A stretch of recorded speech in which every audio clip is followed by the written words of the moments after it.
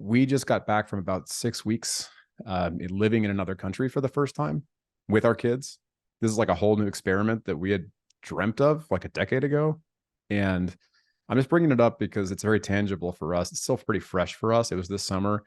I was just looking at the pictures from that trip, and it's a thing that would have blown my mind if I tried to wrap my head around it when I was working 80 hours a week, building big sales operations groups for tech companies, which is what I did for 13 years.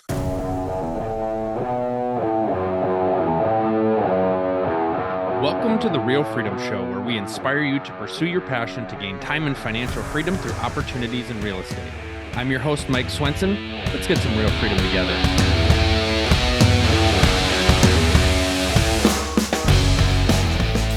Hello, everybody. Welcome to Real Freedom, talking about real estate leveraged freedom and building time and financial freedom through different opportunities in real estate. I love highlighting different stories, different people, how they made decisions, why they made the decisions that they did to find what real estate is going to accomplish for them. And so today's guest, we are going to talk probably a lot about multifamily investing and investing in syndications. It's a great opportunity for people, especially if you want to be passive.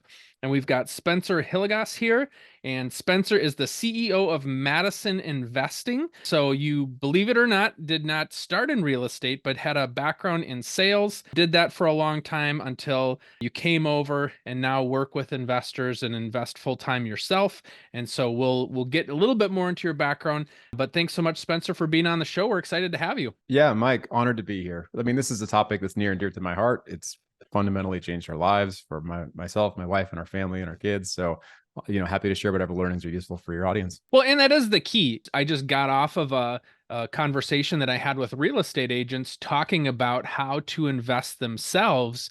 And, a couple interesting things. One is real estate agents often, residential agents don't think they can invest in real estate, even though they're already in the industry. So that's one interesting thing. But number two, realizing how these little slivers of time that you can dedicate to finding great investment opportunities will change your life, and would love to highlight how your life has changed as a result of real estate, because a lot of people, it's just opening up what's possible. Like if I knew that I was going to make $1 million a year 15 years from now, who wouldn't be on board with that? Well, probably most people would like that.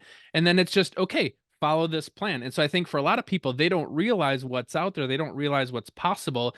And then they kind of just get stuck in their life today versus making that sacrifice, dedicate their time to learning or finding other investors to partner with to achieve those financial goals. Man, you covered so many topics there that I want to bite on, Mike. But I think right out the gates, I got to say that, like, to the first topic that led into it, like, how has life changed? Kind of like the why. Like why did we go do this? And so, as a quick anecdote, my whole family, so Jennifer Marmoto is my wife and the co-founder of our investing club. She and I had our own separate careers, for 13 years, totally different from what we do now in running Madison Investing, which is like an investing club for other LPs, other passive investors like us. But we just got back from about 6 weeks living in another country for the first time with our kids. This is like a whole new experiment that we had dreamt of like a decade ago. And I'm just bringing it up because it's very tangible for us. It's still pretty fresh for us. It was this summer. I was just looking at the pictures from that trip, and it's a thing that would have blown my mind if I tried to wrap my head around it when I was working 80 hours a week, building big sales operations groups for tech companies, which is what I did for 13 years. I was grinding it out, doing 80 hours a week plus across 5 different financial tech companies. That career was very different. And the amount of time that I could spend on things such as, bonding with my kids, building memories with my wife, is just a different way of living, different way of looking at what's possible. And so I bring that up because this is very real. This is not an ethereal thing. It's not something that we're like, doing figuratively. This has been a hard fought journey over the course of years. And so, with all that diatribe stated, right now, I look back to where did this start, right? And full disclosure, I know you said that like I didn't have any experience in real estate. Technically, my dad was a broker. He was an agent, for 30 years. So he was selling residential. He made me work open houses when I was a kid, all the way up through being a teenager. So that was real exposure real early, doing showings, I just trying to look good in a tie, when I was like an early teen, cleaning out fridges for properties he wanted to sell. And that's kind of what scared me into tech. Mm-hmm. So, um, when I look back at where did all this thing start for investing passively, Jennifer and I, when we were in our careers, we sat down, this is around like 2015, 2016. We took a whole weekend, got a sitter for the kids. And we sat down and said like, hey, something's got to give. Like we were bringing in good W-2 income, 2 income streams in our household, living in the Bay Area, California here. Not cheap. These are pricing markets. So we're just trying to make things work at this stage. This is back, a few years now. But we sat down and took the whole weekend and we mapped out numbers. Like we got real specific. And we said, what is the dollar amount we need to have coming in every month to cover all of our needs? And like we had no idea how we were going to get there. Mm-hmm. Like at that time.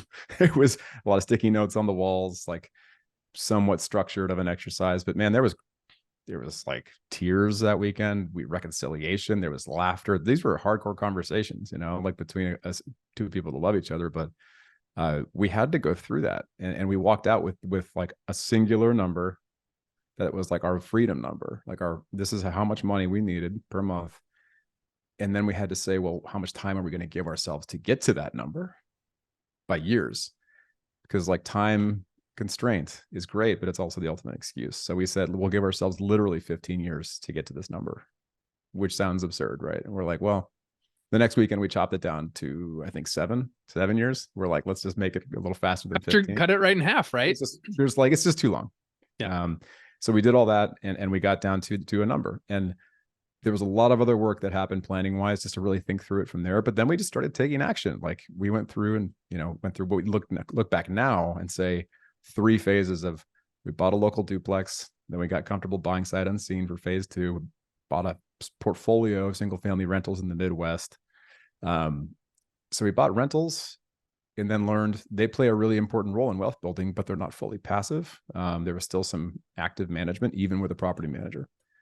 And eventually we got to like a phase 3 of sorts where we invested as LPs in our first multifamily syndication deal. And now we've done many LP investments. We've also done some active partnerships on the GP side. And that was probably more detailed than you wanted, but at least wanted to kind of give some context for folks. No, that's great. Because I think, for a lot of people, when they haven't yet started to invest in real estate, sometimes they think the path they pick is the path they have to end on. And right. It's like, well, if I start by flipping homes, now I'm going to flip homes the rest of my life. But it's also a journey. And so what you're doing is you're learning about the type of things you're going to invest in, maybe identifying a good deal, building relationships with people. And so all that stuff takes time as well. And so don't be afraid to pick a path, even though you're not yet sure if that's your future path. Because I think so many people, and that's where kind of going back to my conversation with real estate agents I just had, so many of people that are in real estate full-time don't invest because they somehow think, I don't know enough. I don't know enough people. I don't know what properties to do, what investing style to do. And so all that leads to inaction. Yes. And I'd rather you take action on maybe not, I wouldn't say necessarily the wrong thing, because we're not going to just make a decision kind of willy-nilly, but even taking an action, you're going to get education from that. You're going to learn either I liked that or I didn't like that. We flipped a house a few years back, and I learned I don't ever want to flip a house again because it was a lot of time away from my wife and kids. I'm doing this to help my wife and kids, but what ended up happening is I'm at the property working on it late nights and weekends, and my wife is left holding the bag, taking care of our 3 kids on her own. That's not what I want to do. So it's okay. That strategy didn't work. Let me find a different strategy that is going to work and fit with my family, And so people just tend to not take action versus trying to take some action and maybe then just change their path as they go. Oh my goodness. Do I agree with that? Yeah. I mean, it just quickly, I want to mention briefly as well, because you made me think of the experience of being raised in the household by a broker family, single stream of income, high quality life, right? My dad was a broker, very successful in the 90s. And we had that primary one source of income, and everyone, at least I know probably you and I both read the, cash flow books by Robert Kiyosaki. So Rich Dad, Poor Dad, the Purple Book. We all think about the buckets analogy versus the pipeline, right? The buckets physically carry up that bucket of money from working your hard job, dump it on the table, but then you got to go back and do it again, versus a pipeline. And that's in effect what I saw and lived through.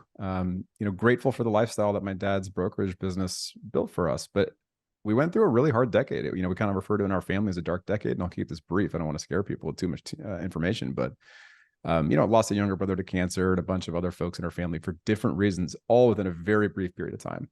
And around that time, that dark decade was painful for a brokerage business for my dad. So I got to see what happened when our family downsized significantly, and that left a resounding impact on me. It really showed me like, hey, when you're building a moat financially for your family, like, you don't know what's coming. You don't know if, God forbid, you're gonna get hit by a bus. You don't know what's going to happen in the world macro event wise. But now as a dad myself, when I was working full time, great salary coming from W-2 employment, working my butt off, building big teams, doing satisfying work. Like, I did that for over a decade before it really clicked. Like, wait a sec, this income stops when I stop working. And it sounds so basic. I know there's people way smarter than me that figured that out years ago, but that was eye-opening to me to really think about, because then I was like, wait, I'm setting this up the same way that it would have impacted my dad's business back in the day. And full disclosure, like my dad built his business back up and massive heights after that years later, but that was a really painful period of time. And I take those learnings and apply it now with a sense of like financial offense, right? Like, financial offense is like, what are the steps I could take now, to your exact point, Mike? Like, really well stated, which is, I didn't know what we would ultimately end up doing in terms of investing strategy. And every day I learn more now. Like, when we go out and talk to other people in the business, I deploy, a 5 or 6 digit number of my own money into a deal. And we're going to learn a lot about how that's going to go. A lot of the times it goes well. Sometimes it doesn't go well. That's also part of investing, and then you get information, you get data from those things, and it feeds in for how you refine your strategy further. And that's all we can really do in working toward what's our freedom number. Like, we really want to get a new version of lifestyle, if we really want to get all of our expenses covered, it's monitoring where you're at, taking a pulse, so we try to really keep an eye on what's that freedom number that we need monthly, while keeping close the idea that what can I do to keep maintaining that moat around my family and the people that I care about, by adding more income streams and pipelines, not just relying on active income buckets. Because I'm a slow learner. I wish I had gotten that earlier from going through those experiences just in my family and watching my dad's brokerage business. Yeah, I talk a lot about running into the wind versus running with the wind at your back. A lot of people starting out, it's going to feel like you're running into the wind because you're learning so much, you're doing so many things the first time, but eventually that'll switch where the wind's going to get at your back, and then you're going to be able to move faster, and it's not going to feel so hard.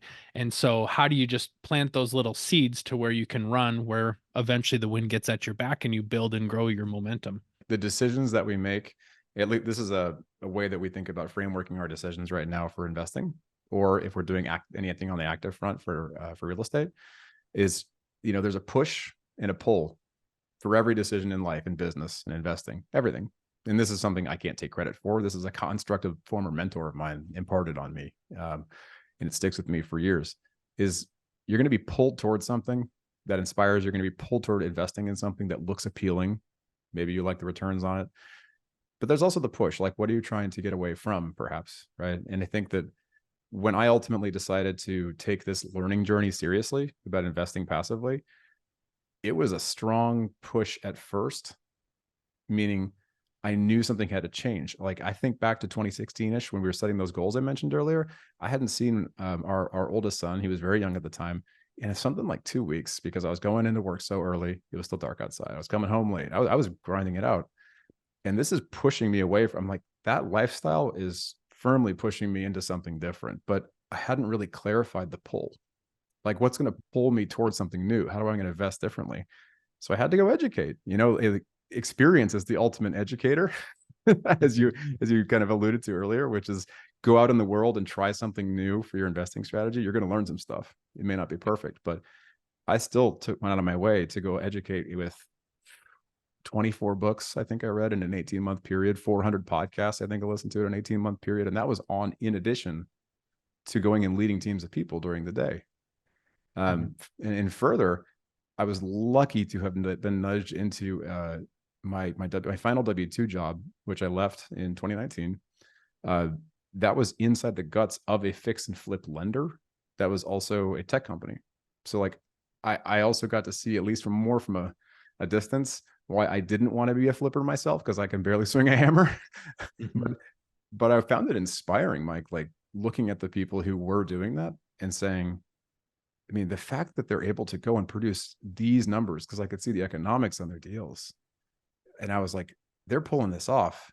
This is something real people do. Everyday people are doing. They're able to accomplish these things. I don't necessarily want to go do a flip because I can't do it myself. And but it really lit the spark. It helped pull me toward a strategy that I ultimately found the hard way with education, driving markets in my local area, eventually looking more broadly across places that we start to go and invest in now, which are outside of California. You know, we look in places like the Sun Belt, like love markets such as Dallas, Texas, you know, places that are great, you know, great job friendly, you know, regulation friendly for a little more for landlords, you know, places you can go and invest that are outside of this very pricey market that I live in right here in California, which are not as landlord friendly.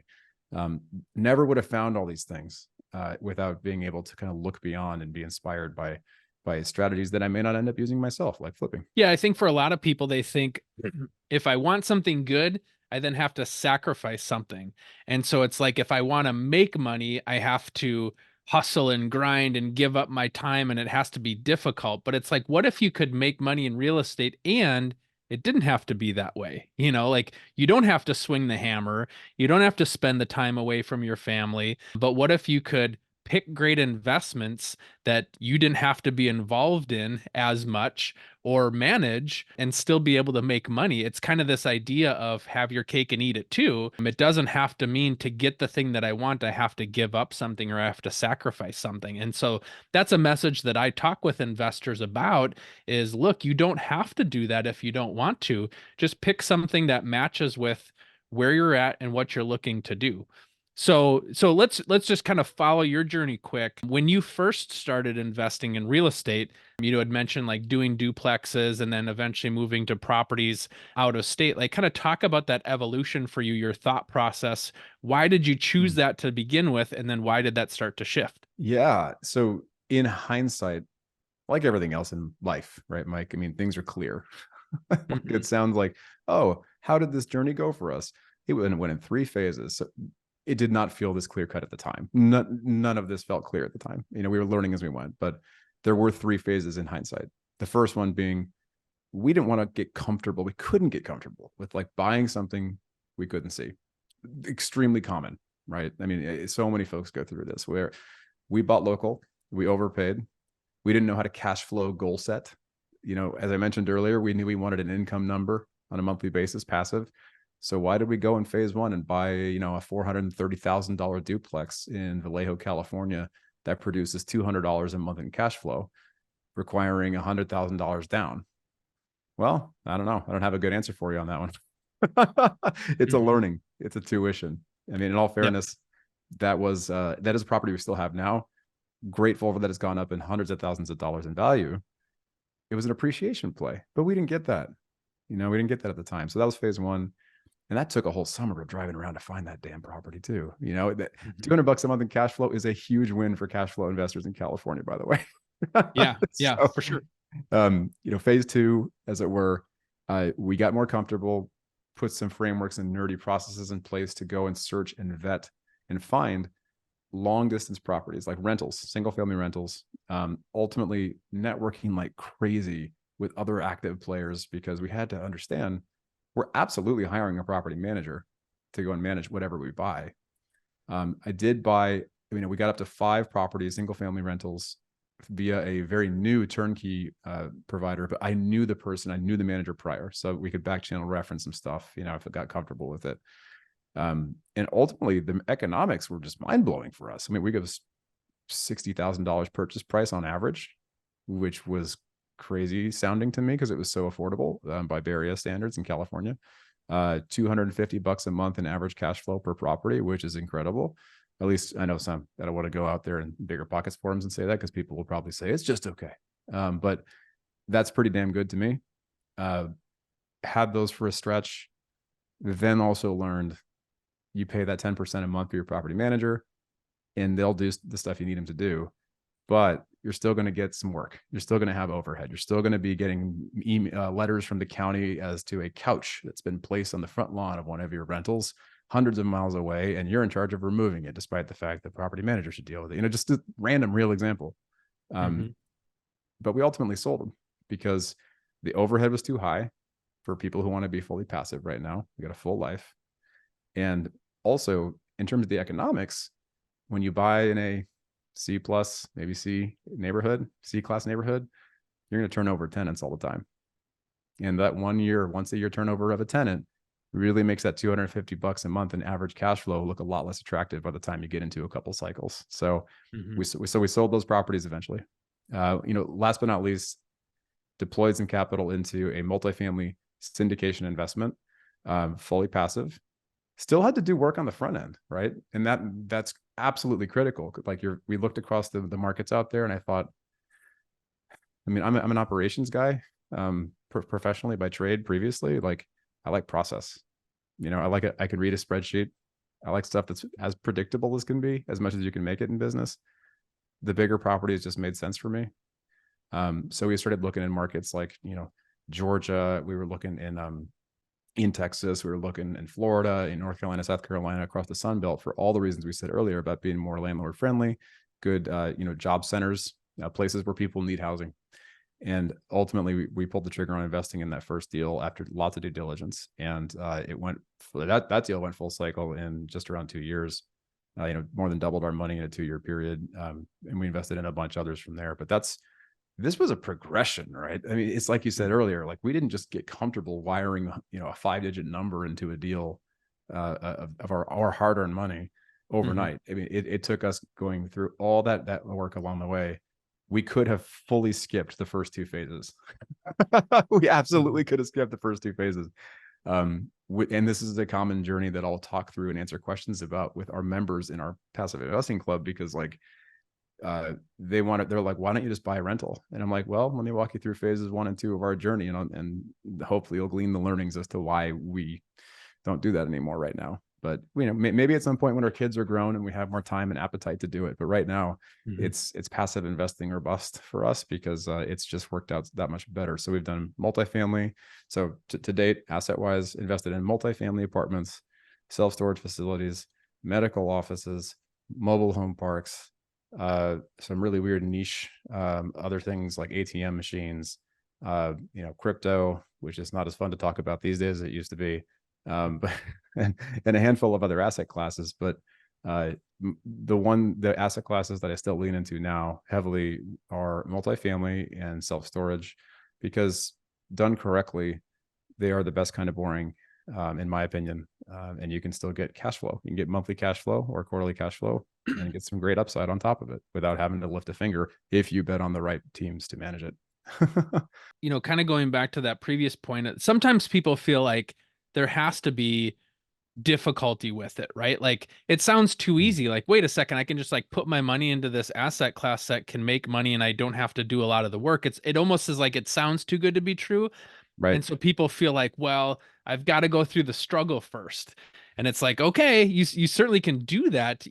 It's like this idea of maybe the grass is greener on the other side, but you can just take my word for it. We had to go through those struggles. And in that case, you did. I've talked about that too with some of the agents on my team. They feel like, well, I've got to flip because that's, I feel like, what the first step is. And it's like, well, you could just skip that and not have to do that work. But they feel like, no, but that's what you're supposed to do. And so getting over this idea of there's a path I have to take, or that I have to go through struggle to see the reward, you don't have to do that. You can kind of just push the easy button and skip all of those lessons that other people have learned the hard way, if that's what you want to accomplish. Learning through others, one of the things that's so helpful I have found, I wish I could do it every time, but I can't. I still learn the hard way sometimes because we have to.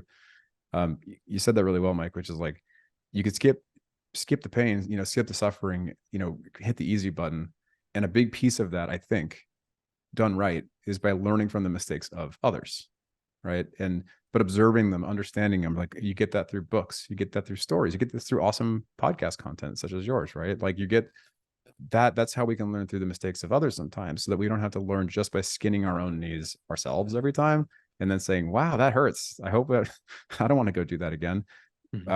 That is thankfully been helpful for us to not go further down rabbit holes, further down strategies that sometimes I hear. These are real stories I hear from our members and from other LPs, passive investors in the markets now, who will say, man, Spencer, I built up to like 100+ single family rentals over the course of 15 years, right?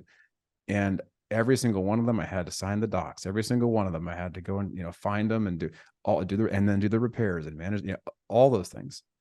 But everyone's journey is different, so it's like there is no perfect way to do this. I think ultimately it is helpful though to know there are fully passive strategies out there, but also they do come with like informed risks that people should know about, because also de-risking them is a huge reason why I'm so passionate about this. You can't de-risk any investment fully, of course.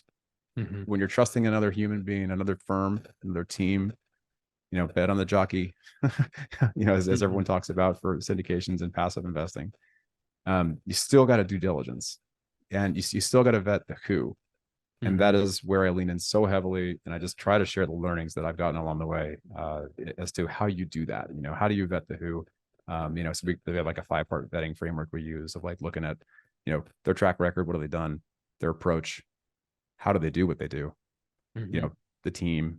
Are the people managing this, if they're together, do they know their business married? Like, are they, or do they realize they're not dating? Are they going to stick together for 5 to 10 years? The legal communications, like these are all things that really, really matter. And we're just talking about who manages these deals. So there is risk, but that's the point, is to de-risk as much as you possibly can, because you're trusting your money, and I'm trusting my money with people hundreds of miles away, typically in other states. So I can't stop by the property every day, but I will fly out there and take a look at it, at least just to, because I'm that kind of nerdy passive investor who likes to go take a look at it too. As you kind of evolved, you mentioned networking like crazy. For people that don't necessarily know what they're networking for, let's just say you talk about, the passive investing strategy, finding these great operators who, kind of meet those 5 conditions that you have. How do I know how to network to get there? What did that look like for you? That's a good question, Mike. Like, how do I know a good person, or how do I know it's somebody that I can trust, unless you start to go through that process? And probably the easy answer is you just got to jump in. Sometimes people are like trying to figure out, like, how do I network? Well, it's like, you just got to network. You just got to get out there, start to have some conversations, and slowly you'll find where you're looking to go. But I think some people are trying to go, well, here's my endpoint, and so now how do I take the straight line path to get there? Well, it's probably taking the curvy path with the forks in the road to get where you want to go. Yeah, I'm laughing because like the visual you're making with your hands it reminds that meme that so many folks out there are probably seeing, of showing, we can all make a linear plan where it shows an arrow, point A, point B, but then there's a reality of what happens, and the reality of what happens is spaghetti. Just like you're gesturing. I have to say up front, in case it's not clear for folks, like I'm a full-blown introvert. I that doesn't mean I'm shy, clearly. It means that I don't go out. I can't hit the conference room floor for 12 hours and do it all over again the next day. Networking sounds scary to me. Did I do it anyways? I did, because it's worth it to be financially free for the rest of your life, but that I had to tell myself that every single time I went out and did it. And sometimes I would drive, an hour, hour and a half within that range around my local area here, as I was getting started going to live meetups, like real estate meetups. I would go to ones where I didn't really understand what topic they were talking about. I would go online to biggerpockets.com, and I'm not plugging them or paid to say this. It's just helpful forums. You can go on there and just read endlessly. Sometimes it's valuable. Sometimes it's distracting, but in there, you can just keep pulling that thread of knowledge. And also, if you see I would see someone in a forum, on not just on that website, but on, sometimes Facebook groups, other places like that, and say, oh, that person sounds super knowledgeable. Let me follow them. And then eventually work up the courage to actually reach out and say, hey, at first I did it what I now consider this the rookie way. So I'm not judging people if they do this, because I did this too. Is say, hey, can I pick your brain? So I really don't encourage people to do that. Although it is the common way people say that, try to find a way to add value to them too. Try to find a way to add value to people if you're asking for their time. But go into those, put yourself in those situations, get awkward, ask questions you may not even fully understand. Like those are all ways that I found myself putting myself out there once the why was compelling enough. And it all started again with that financial freedom monthly number, and just realizing that, hey, it's okay to sound stupid. Really, what's not okay is to read 24 books in an 18-month period and think that is progress. I could have read maybe 5 or 6 max. After that, it was procrastination, but I was trying to delay the networking. Yeah.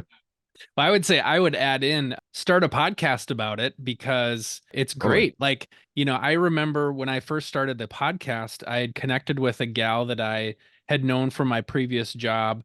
It had maybe been about 18 months, 24 months since we last spoke.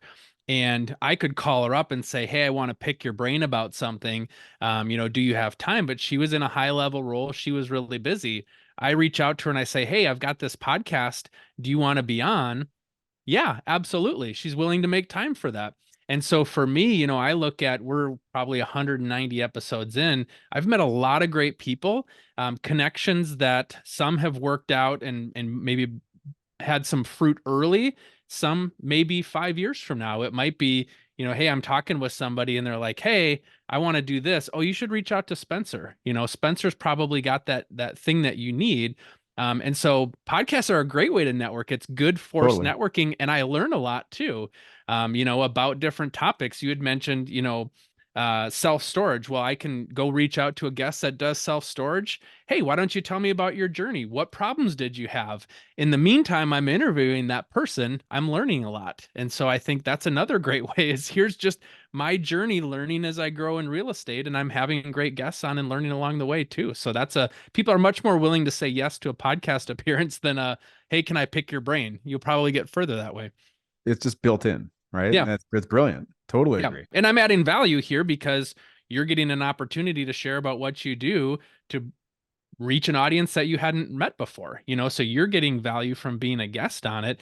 I'm getting value from having a great podcast with knowledgeable people like yourself, and I build a great connection along the way too. So there's a lot of cool value there. So that's my little podcast plug for people, because I think a podcast is a great opportunity. That's awesome. We've talked a lot about great foundational topics, but talk a little bit about Madison Investing. You had kind of touched on some of the areas, what you're looking for, but talk more about what you're doing. So Madison Investing is a club that started super organically. We were investing our own money, like we talked about earlier, Mike. And along the way, ultimately, in my own network, people, as it tends to go, I guess, they asked about it. They were like, oh, what are you putting your money into? What are these deals? And it became something where ultimately I had developed such expertise, both from my day job. I was at that point also working in the guts of the biggest fix and flip lender in the country. So I had education on underwriting from that lens. And then over time, it was like, well, I'm going to be getting on planes. I'm going to be vetting these assets, meeting with these teams, going out there and doing all this, in addition to investing our own money. And it just became very clear very quickly that there's a bunch of value seen here by my network. And they said, well, I want to invest in the deals if you guys are investing in the deals, but also if you're going to go vet the teams and go through all that stuff. And that's where Madison Investing started. And the name, just for reference, like that is literally the street that we started the business on. It's our old home. And we pulled some equity out of our old home equity line of credit years ago to buy some of those first rentals for some of that down payment. So, that's super meaningful for us. That's where the whole name Madison Investing came from. So it was a labor of love, tons of networking, like we talked about earlier. And now we're just grateful, like to have been able to share over 50 opportunities to our investing club over the years now. And no signs of slowing, where like it's a really exciting moment in the market, in the sense that there's a ton of good buying opportunities coming, and they're already here. Like the good news is, if you're on the buying side of going into an apartment building sitting in the middle of a great market and the seller has to sell, that means that assets are on discount. And that means that you can get things like monthly cash flow, great upside, and some tax depreciation benefits all in like at a single vehicle, and it's a good moment for that too. So that is what we do at Madison Investing. And yeah, folks can reach out and connect with me on our website anytime. Real estate agents, are you tired of letting the busyness of your real estate business get in the way of your real estate investing goals and your financial future? I'm excited to announce that we've created the Real Freedom Investor Agent Tribe to help you. We've got a ton of content, educational tools to help accelerate your learning curve and get you on the right path to hit your investing goals. We also have a mastermind tribe of people just like you, agents that want to grow their own portfolio and encourage you and cheer you on along the way, as well as some private one-on-one coaching. So go to realfreedom.com, click on the store, you'll see the options there. We're so excited to be able to help you. I've priced it super low so price can't get in the way, but did want to have some skin in the game for you to help with that accountability. So go check it out, realfreedom.com, click on the store. We're excited to connect with you and excited for you to connect with your tribe of real estate agents investing, trying to build their financial freedom. We'll link it below, but for people that may not be at a computer. Yeah, it's at madisoninvesting.com. Well, thank you so much for coming on and sharing. It was great to talk about this foundational stuff, because I think these are the key principles that a lot of times people just gloss over. Like, well, tell me how to analyze a deal, or tell me how to do that. But it's, you've learned a lot and you've failed forward a lot, and not everybody else has to do the exact same thing. They can kind of meet you where you're at now, skip those headaches, and find great investment opportunities that you've kind of helped and vetted out. So for folks listening, listen to Spencer. He's got a lot of wisdom, and you don't have to go through those headaches to do it. You don't have to swing a hammer nights and weekends to make that happen. You can just find great investment opportunities and have a life. Thanks for the kind words, Mike. Honored to have come on today. This is a blast.